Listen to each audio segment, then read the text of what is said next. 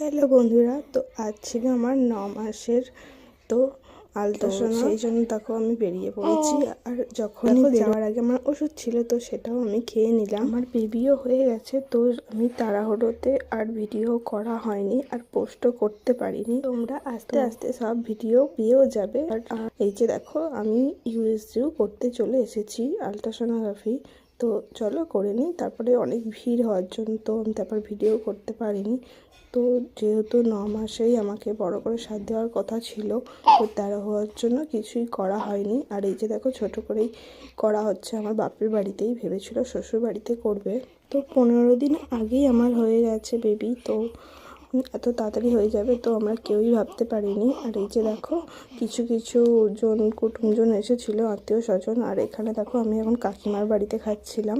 তো আজকেই 7, তো তার 2 দিন পরেই আমার ডেলিভারি হয়ে গেছে। তো তোমরা ভিডিও দেখতেই পাবে শেষে। আর মাও এখানে দেখো সব একা হাতেই সব রান্না বান্না করেছে, এখানে অনেক কিছুই। তো এখানে 30 জনের মতো আইটেম করা হয়েছিল, আর মা এটা একাই হাতে করেছে। তো তারপরে আমি দেখো এই যে রেডি হয়ে একটু ভিডিও বানাচ্ছিলাম, আর এটা আমার মামা বাড়ি থেকে দিয়েছে। তো আমি সেই শাড়িটা পরেই আমি ভিডিও বানাচ্ছিলাম। তো কেমন লাগছে অবশ্যই জানিও। তারপরে এই যে দেখো দুপুরে খেতে বসে পড়েছি। এখানে আছে মিষ্টি, পায়েস, মাছ, এঁচোড়ের চিংড়ি, আর একটা শাকের সবজি, ডাল, আলু ভাজা, শিম ভাজা, 9 রকমের ভাজা, চাটনি।